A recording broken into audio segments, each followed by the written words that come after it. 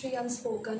जो आज का हमारा वीडियो का टॉपिक है वो कार्बोक्सिलिक एसिड्स का लास्ट टॉपिक है जिसका नेम है अमाइनो एसिड्स।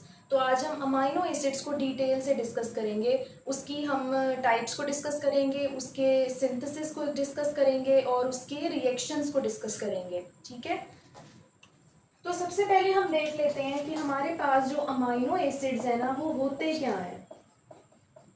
अमाइनो एसिड्स जो हैं वो कार्बोक्सिलिक एसिड्स का ही जो है वो क्लासिफिकेशन में ही आते हैं। ठीक है, और बहुत इंपॉर्टेंट टाइप है कार्बोक्सिलिक एसिड्स की। तो इनकी डेफिनेशन हमारे पास क्या है, सबसे पहले वो देख लेते हैं।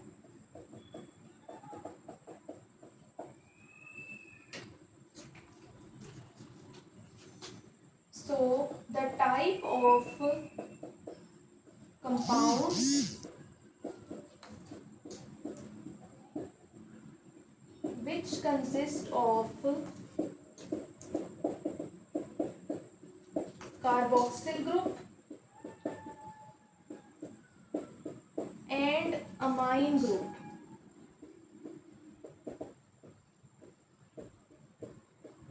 are called amino acids.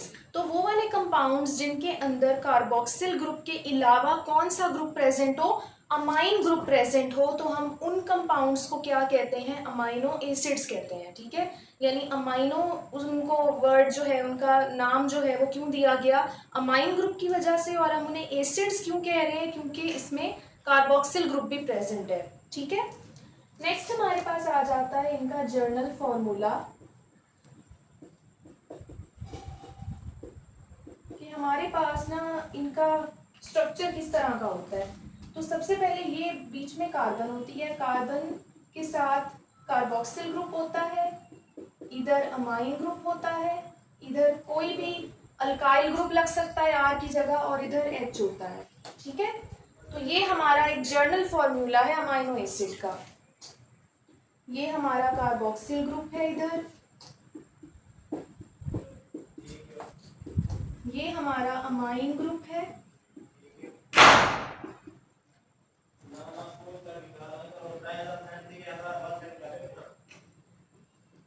और ये हमारे पास अल्काइल ग्रुप है, इसे हम साइड चेन भी कह सकते हैं। ठीक है, ओके, तो ये हमारे पास ना जर्नल फॉर्मूला आ गया अमाइनो एसिड्स का। नेक्स्ट हमारे पास आ जाती हैं टाइप्स अमाइनो एसिड्स की। सबसे पहले हमारे पास जो टाइप्स हैं वो क्या हैं, on the basis of number of groups, group के नंबर पे डिपेंड करता है जो ये वाली क्लासिफिकेशन है। तो इसमें हमारे पास नंबर 1 पे आ जाता है एसिडिक अमाइनो एसिड, और हमारे पास सेकंड आ जाता है बेसिक अमाइनो एसिड।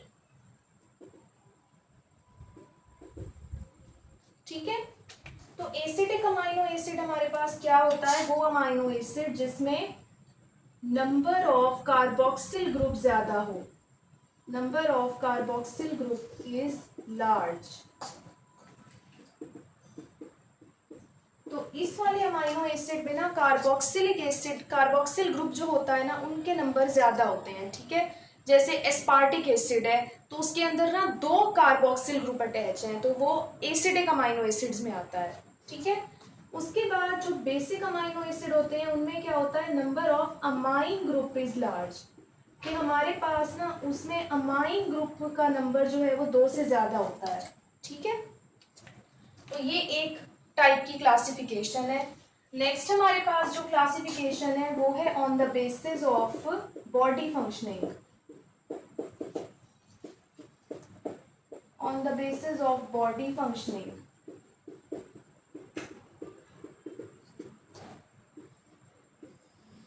तो बॉडी फंक्शनिंग के हिसाब से 2 क्लासिफिकेशंस हैं, एक है एसेंशियल अमाइनो एसिड और एक हमारे पास है नॉन एसेंशियल अमाइनो एसिड।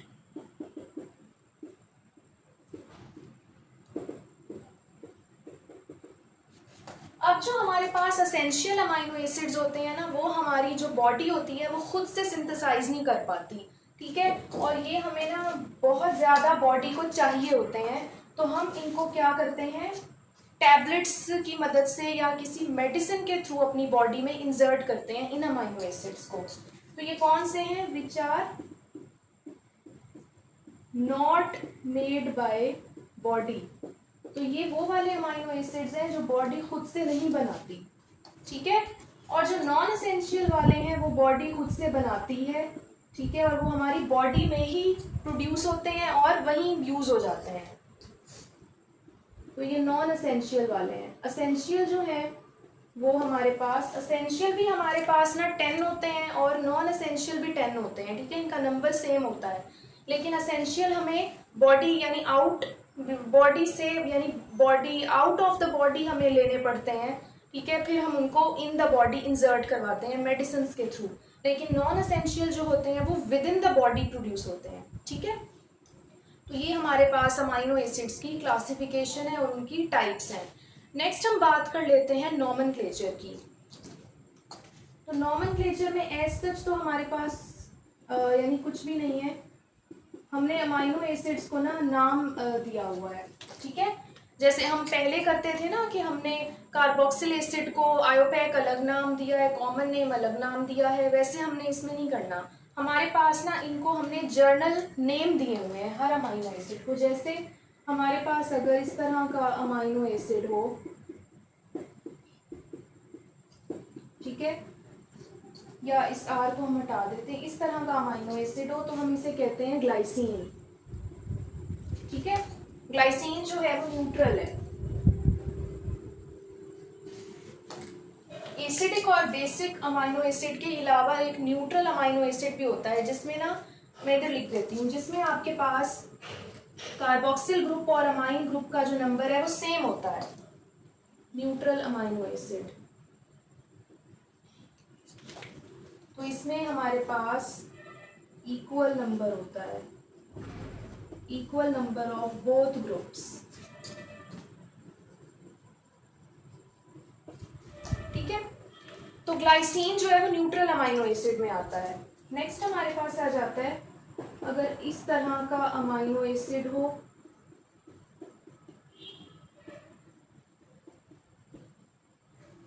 तो ये भी हमारे पास, इसको हम कहते हैं एलानीन, और ये भी न्यूट्रल है, ये भी न्यूट्रल अमाइनो एसिड है, ठीक है। उसके अलावा हमारे पास और एग्जांपल्स हैं वो भी मैं इधर लिख देती हूँ। हमारे पास मजीद अगर हम देखें तो अब ये हमारे पास ऐसा कंपाउंड है जिसमें 2 कार्बोक्सिल ग्रुप हैं और एक इधर अमाइन ग्रुप लगा हुआ है, ठीक है। तो ये हमारे पास होता है एस्पार्टिक एसिड, ठीक है। ये एस्पार्टिक एसिड है और ये एसिडिक अमाइनो एसिड है, उसके नाम से ही आपको पता चल रहा होगा, ठीक है। बाकी हमारे पास ना बेसिक अमाइनो एसिड्स में लाइसिन आ जाता है, ठीक है, और भी बहुत सारे, हिस्टिडीन आ जाता है। तो ये हमारे पास ना अमाइनो एसिड्स का नॉमेनक्लेचर है कि हमने अमाइनो एसिड्स को ना अपने हिसाब से, उनके स्ट्रक्चर के हिसाब से उनको नेम्स दिए हुए हैं, ठीक है। नेक्स्ट हमारे पास अब हम बात कर लेते हैं अमाइनो एसिड के सिंथेसिस की, कि हम उसको सिंथेसाइज किस तरह करते हैं।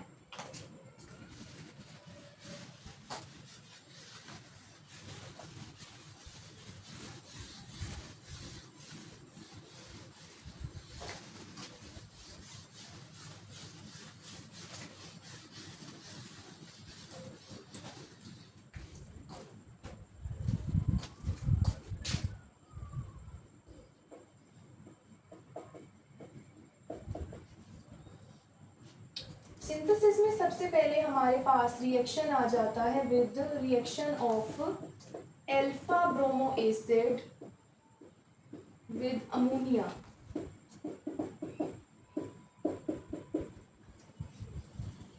अल्फा ब्रोमो एसिड का रिएक्शन है अमोनिया के साथ। तो हमारे पास सबसे पहले हम अल्फा ब्रोमो एसिड को क्या करवाते हैं, पहले इसको प्रोड्यूस करते हैं। तो ये हमारे पास एक कंपाउंड है, हमने इसको ब्रोमीन के साथ रिएक्ट कराया, कार्बोक्सिल एसिड है। तो हमारे पास क्या प्रोड्यूस हो गया, हमारे पास अल्फा ब्रोमो एसिड बनेगा, ठीक है। ये हमारे पास अल्फा ब्रोमो एसिड है, साथ HBr बनेगा, ठीक है। अब जो हमारे पास अल्फा ब्रोमो एसिड प्रोड्यूस हुआ है उसको हम अमोनिया के साथ जब ट्रीट करेंगे, ठीक है, तो हमारे पास क्या प्रोड्यूस होगा, हमारे पास अमाइनो एसिड बनेगा, ठीक है। ये अमाइनो एसिड बन गया और साथ हमारे पास NH4Br प्रोड्यूस हो गया, ठीक है। तो ये फर्स्ट रिएक्शन है कि, और ये वाला रिएक्शन हमारे पास ना, बल्कि नहीं, इस वाले में हम कोई भी कैटलिस्ट यूज़ नहीं कर रहे, तो हमारे पास ना ये रिएक्शन है जिसकी मदद से हम अमाइनो एसिड प्रोड्यूस कर सकते हैं। सेकेंड हमारे पास जो रिएक्शन आ जाता है ना, वो हमारे पास है स्ट्रैकर्स सिंथेसिस या स्ट्रैकर्स रिएक्शन भी इसे कह सकते हैं।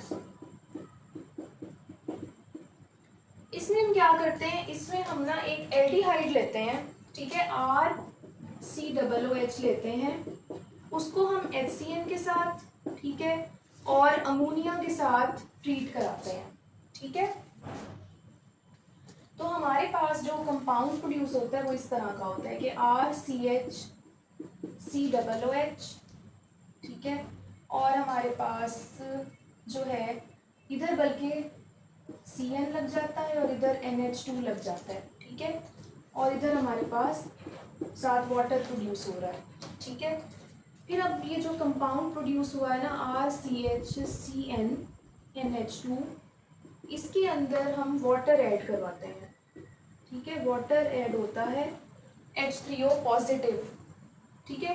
तो हमारे पास क्या बनता है, हमारे पास अमाइनो एसिड बन जाता है, यानी कि साइनाइड की जगह COOH लग गया और हमारे पास इधर जो है CN नेगेटिव निकल जाएगा, ठीक है। तो ये हमारे पास ना स्ट्रैकर सिंथेसिस है कि किस तरह हम अमाइनो एसिड को प्रिपेयर कर सकते हैं बाय यूजिंग एल्डिहाइड। तो ये सिंथेसिस के ना दो रिएक्शंस हैं जो आपकी बुक में डिस्कस हुए हैं अमाइनो एसिड के टॉपिक में, ठीक है। तो हम उन्हें ही मैंने इधर डिटेल में डिस्कस किया है। नेक्स्ट अब हम देख लेते हैं अमाइनो एसिड के रिएक्शंस को कि अमाइनो एसिड रिएक्शंस कौन कौन से देता है। वो भी आपके पास 2 टाइप्स के आपकी बुक में दिए हुए हैं, तो हम उन्हें डिस्कस करते हैं।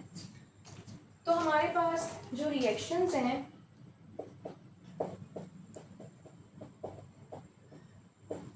रिएक्शंस में नंबर 1 पे हमारे पास आ जाती है एस्टेरिफिकेशन।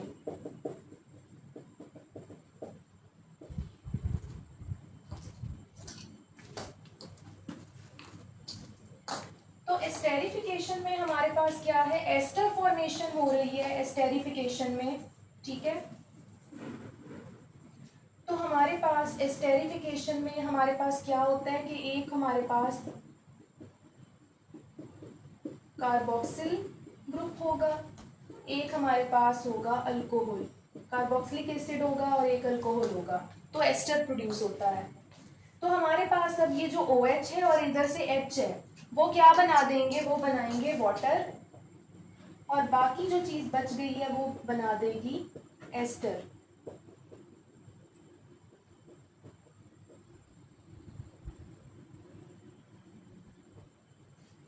ठीक है।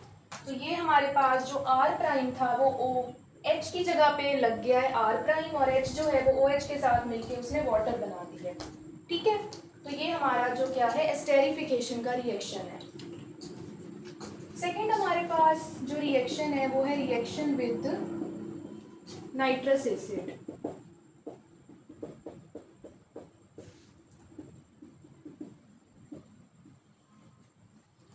तो नाइट्रस एसिड के साथ हमारे पास जो रिएक्शन है वो इस तरह होगा कि ये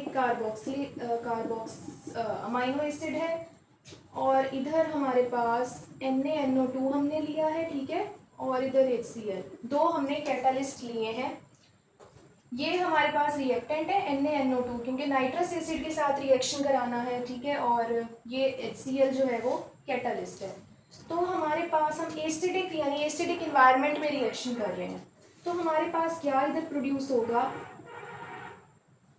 हमारे पास इधर इस तरह का स्ट्रक्चर प्रोड्यूस होगा, अल्कोहल यानी कार्बोक्सिल ग्रुप और अल्कोहल हमारे पास जो है वो दो ग्रुप से एक कंपाउंड में अटैच हो जाएंगे, साथ नाइट्रोजन गैस प्रोड्यूस होगी और वाटर प्रोड्यूस होगा। ठीक है, नाइट्रोजन के साथ मैंने एरो क्यों लगाया है, क्योंकि ये गैस है। तो ये हमारे पास ना रिएक्शंस हैं, ठीक है, जो हम यानी अमाइनो एसिड जो है वो ज़्यादा करता है। थर्ड हमारे पास एक और रिएक्शन भी अमाइनो एसिड देता है, जो कि है पेप्टाइड लिंकेज का रिएक्शन। पेप्टाइड लिंकेज फॉर्मेशन देता है अमाइनो एसिड। तो अगर हम दो अमाइनो एसिड, पेप्टाइड लिंकेज आपको पता है किस में प्रेजेंट होती है, प्रोटीन्स में। प्रोटीन्स के अंदर जो प्रोटीन अमाइनो एसिड से बना हुआ है ना, तो अमाइनो एसिड जो है वो दो से ज़्यादा अमाइनो एसिड जो है वो आपस में मिल के एक लिंकेज बनाते हैं, पेप्टाइड लिंकेज, जिसकी वजह से क्या होता है, प्रोटीन का स्ट्रक्चर बनता है। ठीक है, तो हमारे पास अमाइनो एसिड जुड़ते हैं तो प्रोटीन बनता है। तो वो कैसे जुड़ते हैं, पेप्टाइड लिंकेज के थ्रू। तो हमारे पास ये अब एक अमाइनो एसिड है, ठीक है, और ये भी हमारे पास एक अमाइनो एसिड है। मैं इसका H जो है, H2N जो है वो उसको ऐसे खोल के लिख रही हूँ ताकि आपको समझ आए। और इधर हमारे पास वही जो हमने पहले लिखा है। ठीक है, अब ये दो अमाइनो एसिड्स हैं, अब इन्होंने क्या करना है, आपस में रिएक्ट करवाना है, रिएक्ट करना है।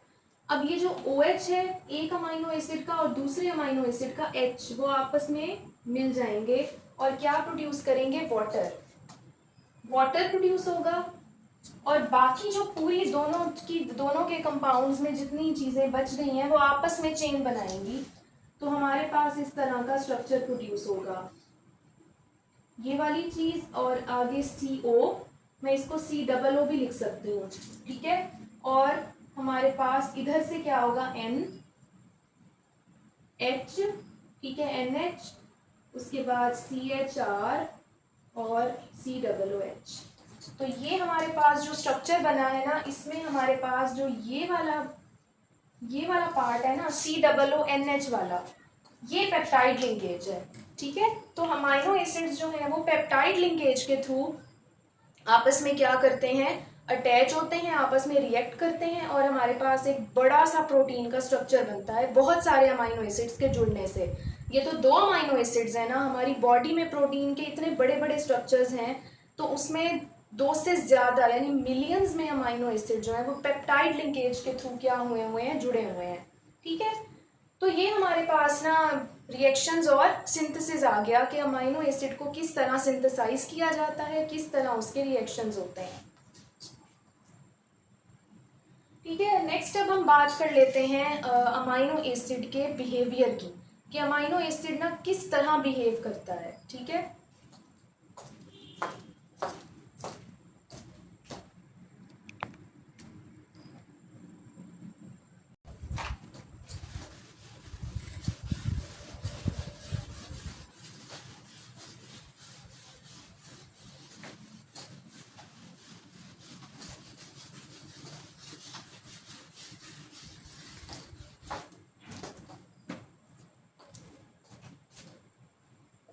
अब हमारे पास आ जाता है बिहेवियर अमाइनो एसिड का।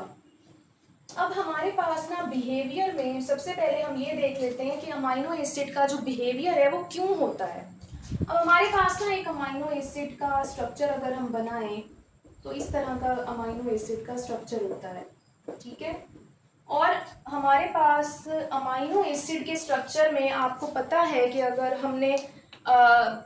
आपने मेरी एक वीडियो देखी है जिसमें मैंने आइसोमेरिज्म की टाइप्स पढ़ाई थी, उसमें हमने टॉटोमेरिज्म को डिस्कस किया था। ठीक है, तो वो वाली वीडियो आप जाके देखो कि उसमें टॉटोमेरिज्म को मैंने डिटेल में समझाया हुआ है, उसमें अमाइनो एसिड की एग्जांपल भी है। तो मैं इधर भी उसको रिवाइज कर देती हूँ। अमाइनो एसिड जो होता है ना, उसके अंदर हमारे पास ना अब दो ग्रुप्स हैं, COOH है और NH2 है। अब इधर हमारे पास क्या होता है, ये जो हाइड्रोजन है ना, ये रिंग में रिवॉल्व करना स्टार्ट कर देता है, तो हमारे पास इस तरह का स्ट्रक्चर प्रोड्यूस हो जाता है, COO नेगेटिव और NH3 पॉजिटिव।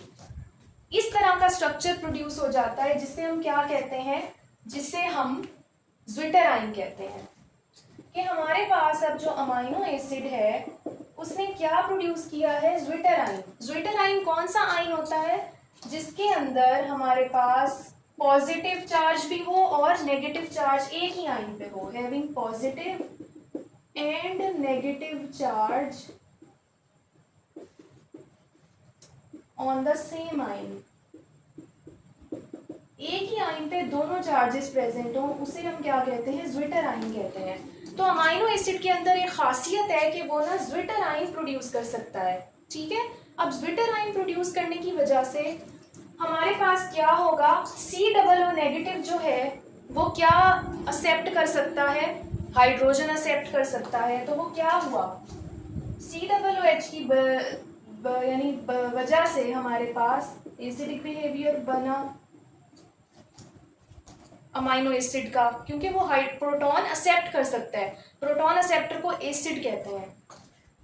और NH3 पॉजिटिव जो है वो अनस्टेबल स्पीशी है, आपको पता है। अपने आप को स्टेबल करने के लिए ये क्या बनाएगी, NH2 बनाएगी, तो एक प्रोटॉन लूज करेगी, ठीक है। बल्कि नहीं, मैंने आपको उल्टा बता दिया, COOH बेसिक बिहेवियर देगा क्योंकि प्रोटॉन एक्सेप्ट कर रहा है, और ये क्या देगा, NH3 की वजह से एसिडिक बिहेवियर प्रोड्यूस होगा, ठीक है। तो बेसिक बिहेवियर क्यों हो रहा है, क्योंकि COOH क्या कर रहा है, प्रोटॉन एक्सेप्टर है, और हमारे पास जो एसिडिक बिहेवियर है उसकी वजह से प्रोटॉन लूजर है ये। तो हमारे पास ना अमाइनो एसिड का बिहेवियर दोनों तरह से चल सकता है, यानी अमाइनो एसिड जो है वो बेस के साथ भी रिएक्ट कर सकते हैं और एसिड के साथ भी रिएक्ट कर सकते हैं। जब अमाइनो एसिड एसिड के साथ रिएक्ट करेंगे तो वो बेसिक बिहेवियर देंगे, ठीक है। और हमारे पास जो अमाइनो एसिड है अगर वो किसी एसिड के साथ रिएक्ट करेंगे तो वो हमारे पास बेसिक बिहेवियर देंगे, ठीक है। और हमारे पास अगर अमाइनो एसिड किसी बेस के साथ रिएक्ट कर रहे हैं, बल्कि एसिड के साथ रिएक्ट कर रहे हैं, तो वो बेसिक बिहेवियर देंगे, ठीक है। तो ये हमारे पास जो अमाइनो एसिड है वो दोनों तरह से बिहेवियर दे सकते हैं, इसीलिए हमारे पास ना ये important class of carboxylic acids हैं। नेक्स्ट हमारे पास कुछ टेस्ट हैं। एक टेस्ट यानी आ जाता है जिससे हम, अगर हमारे पास ना लैब में अमाइनो एसिड का सैंपल दिया हो और हमें पता ही ना हो कि ये अमाइनो एसिड है, तो हम उसे आइडेंटिफाई कैसे करेंगे। तो हमारे पास एक टेस्ट होता है जिसे हम कहते हैं ninhydrin test. Ninhydrin test, ninhydrin solution एक ऑर्गेनिक सोल्यूशन है, ठीक है, नाइट्रोजन कंटेनिंग। तो जब हम सैंपल के अंदर ये यानी डालते हैं ना निनहाइड्रिन सोल्यूशन, तो हमारे पास ना ब्लू वॉयलेट प्रोडक्ट प्रोड्यूस होता है, ठीक है। तो फिर हमें पता चल जाता है कि हमारे पास जो हमारा सैंपल था उसमें अमाइनो एसिड प्रेजेंट था। नेक्स्ट हमारे पास जो सेकंड मेथड है वो है पेपर क्रोमेटोग्राफी। अगर हमने हमारे पास ना मिक्सचर ऑफ अमाइनो एसिड दिया हुआ है लैब में, ठीक है, और हमें कहा गया है कि आपने ना इसको सेपरेट करना है अमाइनो एसिड्स को अकॉर्डिंग टू देयर मैस। तो पेपर क्रोमेटोग्राफी का जो प्रोसीजर है, ठीक है, आगे फर्दर वीडियोस जो मैं बनाऊंगी ना उसमें हम इसको डिस्कस भी करेंगे कि क्रोमेटोग्राफी क्या होती है और पेपर क्रोमेटोग्राफी क्या होती है। फिलहाल आप लोग इतना याद रखो कि हमारे पास ना अगर हमने अमाइनो एसिड की सेपरेशन करनी है ना अकॉर्डिंग टू मैस, तो हम पेपर क्रोमेटोग्राफी को यूज करते हैं, ठीक है। तो ये हमारे पास ना कुछ टेस्ट आ जाते हैं अमाइनो एसिड्स के। नेक्स्ट हमारे पास ना अब जो लास्ट पैराग्राफ है उसमें प्रोटीन्स और पेप्टाइड लिंकेज के बारे में बताया हुआ है, तो वो मैंने आपको पहले ही बता दिया है, ठीक है। और उसमें एक और इम्पॉर्टेंट पॉइंट है कि हमारे पास ना जो 10,000 मैस वाला हमारे पास पेप्टाइड होता है ना उसे हम पॉलीपेप्टाइड कहते हैं, जिसमें हमारे पास ना बहुत सारे पेप्टाइड लिंकेज जो है वो आपस में अटैच हुई होती हैं। और अगर हमारे पास ना 10,000 से एक्सीड कर जाए मैस पॉलीपेप्टाइड का, तो हम उसे प्रोटीन कहते हैं, ठीक है। तो ये हमारे पास ना आखिरी पैराग्राफ में ये पॉइंट जो थे वो उसमें इंपॉर्टेंट है। तो आपके पास ना कार्बोक्सिलिक एसिड का जो चैप्टर है वो यहाँ कंप्लीट हो जाता है। वीडियो अच्छी लगी तो लाइक शेयर सब्सक्राइब ज़रूर करें मेरे चैनल को, और कमेंट्स भी लाजमी किया करें, आप लोग कमेंट्स बहुत कम करते हैं। तो कमेंट्स में अपने व्यूज़ लाजमी दिया करें कि आपको वीडियोस कैसी लग रही हैं, ठीक है। और अपना ख्याल रखें, तब तक के लिए अल्लाह हाफिज़।